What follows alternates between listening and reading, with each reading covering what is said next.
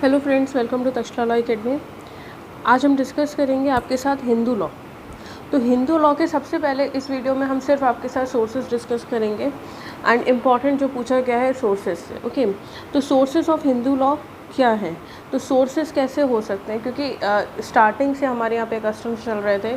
तो यहाँ पे सोर्सेज हमने लिए वैदिक एरा से, श्रुति, स्मृति, कस्टमरीज एंड डाइजेस्ट। जो कस्टम्स चल रहे थे वो हमारा सोर्स था। उसके बाद जब हमारा जुडिशरी सिस्टम आ गया तो जुडिशल जितने भी डिसीजंस आने लगे, लेजिस्लेशन जो जो एक्ट बने हमारे, फिर justice, equity and good consign and customs. तो हम हर एक सोर्स को एक एक करके डिस्कस करते हैं। तो first of all let us discuss श्रुति।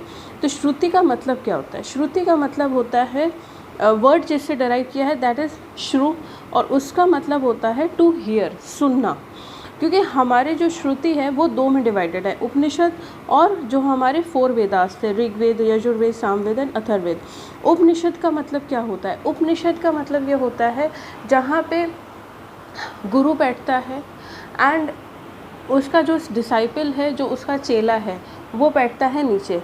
गुरु जो चीज़ें बोलता है वो सुनता है, ठीक है, वो उससे बनता है उपनिषद। तो ये हमारे क्या सोर्सेज हो गए हैं? श्रुति के। नेक्स्ट इज अवर स्मृति। स्मृति का मतलब है जो याद रहता है, व्हाट वॉज रिमेंबर्ड, जो हमको याद है। तो स्मृति के 2 स्कूल्स हैं, primary school and secondary school. हम प्राइमरी स्कूल के ऊपर फोकस करेंगे। प्राइमरी स्कूल में धर्म सूत्रा हैं और धर्मशास्त्र हैं। जो धर्म सूत्रा हैं वो गद्य के तरह से लिखे गए हैं, गद्य की तरह, प्रोजेस की तरह लिखे गए हैं। और जो धर्म शास्त्र हैं इट इज़ अ पोइट्री। तो धर्म सूत्रा में गौतमा, बुद्धियाना एंड अपास्तंभा, ये हमारी मेन प्रिंसिपल ऑथर्स थे। धर्मशास्त्र की अगर हम बात करें जो पोइट्री फॉर्म में था, उसमें हमारे हैं मनु, यज्ञवल्क्य, नारदा एंड विष्णु। ये हमारे प्रिंसिपल ऑथर्स हैं इन धर्मशास्त्रास। ये हमारा स्मृति हो गया। नेक्स्ट आता है commentary and digest. Commentary and digest का मतलब होता है जिसमें हमारे जो कस्टम्स चले आ रहे हैं, जो हमको याद हैं, स्मृति में जो चीज़ें हमको याद हैं वो ही आगे चल के बन जाते हैं कस्टम्स एंड डाइजेस्ट। उसके रिकॉर्ड को हम बोल देते हैं कस्टम्स एंड कस्टम्स जो स्मृतिज में है। ओके, तो प्रिंसिपल कस्टमरीज हमारे कौन कौन थे? तो सबसे पहले दया भागा लिखी गई थी, लिखी थी जिमुतवाहना ने, मिताक्षरा। ये यज्ञवल्क्य स्मृति की कमेंट्री है जिसको लिखा था विजनानेश्वरा। विविधा क्या है? Ratnakara by Chandeshwara. 4th is Dayatattva by Raghunandana. Important हमारे लिए दया भागा और मिताक्षरा हैं, इनको याद करने की ज़रूरत नहीं है, सिर्फ दया भागा और मिताक्षरा पे हम फोकस करेंगे क्योंकि यही सबसे ज़्यादा एक्सेप्टेबल सोर्सेज हैं for the Hindu law.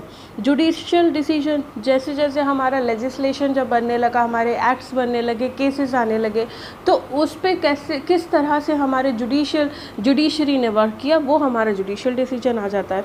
Legislation की अगर हम बात करते हैं तो लेजिस्लेशन में हिंदू लॉ के लिए 7 एक्ट्स बनाए गए हैं, मेजर 7 एक्ट्स हैं। सबसे पहला है Indian succession act 1925, then Hindu women's right to property act 1937, then special marriage act 1954, the Hindu marriage act 1955, the Hindu minority and guardianship act 1956 and the Hindu succession act 1956। इसके बाद last but not the least major act, the Hindu adoption and maintenance act 1956। ये हमारे legislation ने major acts दिए हैं for the Hindu law. फिर इसके बाद आता है हमारा equity, justice and good consign. Equity, justice and good consign का मतलब ये है कि ये एक बहुत ही इम्पॉर्टेंट एक सोर्स ऑफ लॉ है। तो अगर हम बात करें कि किसी तरह का कोई कॉन्फ्लिक्ट होता है 2 सोर्सेज के बीच में, सपोज कस्टम्स या मनुस्मृति या स्मृति और श्रुति के बीच में अगर किसी तरह का कोई कॉन्फ्लिक्ट होता है, या एक्सप्रेसली बात करें तो स्मृति और कमेंट्रीज के बीच में अगर कोई कॉन्फ्लिक्ट होता है तो उसको रिजॉल्व कैसे करेंगे, उस पे हम अप्लाई करेंगे equity, justice and good consign. तब एप्लीकेशन करके इनके प्रिंसिपल्स को अप्लाई करके हम सॉल्व कर लेंगे वो प्रॉब्लम। एक केस आया था गुरुनाथा वर्सेस कमलाबाई, 1951 का केस था, जहाँ पे बोला गया था अगर कोई एक्सप्रेस हिंदू लॉ नहीं है, in absence of any law of Hindu law, okay, of any rule of Hindu law, जहाँ पे हिंदू लॉ साइलेंट है, कोई लेजिस्लेशन ने एक्ट नहीं बनाया है, कोई रूल नहीं है, the court have authority to decide the case on the principle of equity, justice and good conscience. यानी कि कोर्ट के पास पूरी अथॉरिटी होती है कि वो इक्विटी, जस्टिस और गुड कंसाइन के प्रिंसिपल को अप्लाई करके उस केस को डिसाइड कर सकते हैं। कस्टम्स की अगर हम बात करें, कस्टम्स का मतलब क्या होता है, जो भी हमारे रिचुअल्स चले आ रहे हैं काफ़ी टाइम से, दैट इज़ कस्टम्स। कस्टम्स कहाँ पे हमारे डिफ़ाइन है, वो सेक्शन 3A में डिफ़ाइंड है उस इन हिंदू मैरिज एक्ट 1955, जहाँ पे कस्टम और यूसेज दोनों वर्ड डिफ़ाइन किए गए हैं। इसेंशियल्स की अगर हम बात करें, भाई सारे कस्टम्स तो हम नहीं सोर्सेज में इंक्लूड कर सकते हैं, तो कैसे कस्टम होने चाहिए, एंशिएंट होने चाहिए, रीजनेबल होने चाहिए और continuously it is in practice, okay, और वो किसी, it must not be oppose to public policy, किसी भी तरह की पब्लिक पॉलिसीज़ को वो अपोज नहीं करना चाहिए। It must be in a good transaction, okay, फिर गुड होना चाहिए, जो कस्टम हो वो अच्छा होना चाहिए for the welfare of the society.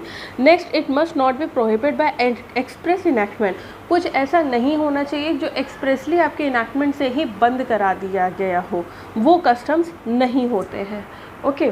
Next आता है हमारा schools of Hindu law, this is very important. तो स्कूल ऑफ हिंदू लॉ को हमने दो हिस्सों में डिवाइड किया है, एक मिताक्षरा स्कूल है, एक दया भागा स्कूल है। मिताक्षरा स्कूल आपका ऑल ओवर इंडिया था एक्सेप्ट बंगाल एंड असम, और दया भागा स्कूल आपका था बंगाल और असम दोनों जगह पे। मिताक्षरा पे हम फोकस करेंगे। मिताक्षरा स्कूल पे फिर से एक सब डिवीज़न हुआ, जहाँ पे Banaras school, Mithali school and Dravida school, Bombay and Maharashtra school and Punjab school, ये मिताक्षरा स्कूल के सब डिवीजन हैं, सब पार्ट्स हैं, ओके। नेक्स्ट हम बात करेंगे भाई साइलेंट फीचर्स क्या है मिताक्षरा स्कूल के। तो साइलेंट फीचर्स ये हैं जो दया भागा स्कूल से हमें अलग करता है। तो जो सन है, जो बेटा है, उसका बाय बर्थ, जिस दिन से वो उसका बर्थ होता है, एग्जिस्टेंस में आता है, उस दिन से उसका इंटरेस्ट आ जाता है उसकी एंसेस्ट्रल प्रॉपर्टी में, okay. He is a copartner in the property along with father, वो कोपार्टनर बन जाता है अपने फादर के साथ, उस एंसेस्ट्रल प्रॉपर्टी में उसका इंटरेस्ट आ जाता है। उसके बाद जब हिंदू सक्सेशन अमेंडमेंट एक्ट 2005 हुआ, उसमें क्या हुआ कि डॉटर को भी कोपार्टनर कंसीडर करने लगे थे from the day she was born, okay. Copartner ये प्रॉपर्टी में उसका भी अधिकार था जिस दिन से उसका बर्थ हुआ है। उसके बाद सेकेंड पॉइंट है कि member of the copartnery can not dispose of their share if the copartnery is not divided. Means जो प्रॉपर्टी है अगर उसका डिवीज़न नहीं हुआ है तो कोई भी मेंबर ऑफ द कोपार्टनरी प्रॉपर्टी या कोपार्टनर मेंबर वो डिस्पोज ऑफ नहीं कर सकता है उस प्रॉपर्टी का। फिर इसके बाद थर्ड पॉइंट बोलता है कि the son can claim partition any time, son कभी भी पार्टीशन के लिए बोल सकता है, बेटा बोल सकता है। Father has restricted power of alienation of joint family property, father के पास पूरे अधिकार नहीं होते हैं, उसमें रिस्ट्रिक्शन होते हैं कि आप एलिनेट नहीं कर सकते हो, वेव नहीं कर सकते हो जॉइंट फैमिली प्रॉपर्टी को, ओके। नेक्स्ट ये हो गया हमारा मिताक्षरा स्कूल। अगर हम दया भागा स्कूल की बात करें तो दया भागा स्कूल में थोड़ी सी चीज़ें अलग हैं। Son has no interest in the property of father by reason of birth, birth हो जाने से उसको कोई राइट नहीं मिलेगा बेटे को उसके फादर की प्रॉपर्टी पे। फादर के पास पूरा पावर है for the alienation over self acquired property and ancestral property. Self acquired property जो उसने खुद अपने जीवन काल में बनाई है, एंसेस्ट्रल प्रॉपर्टी जो पीढ़ियों से चली आ रही है, तो उसके पास फादर के पास पूरी राइट है, पूरा पावर है फॉर द एलिनेशन, वो वेव कर सकते हैं।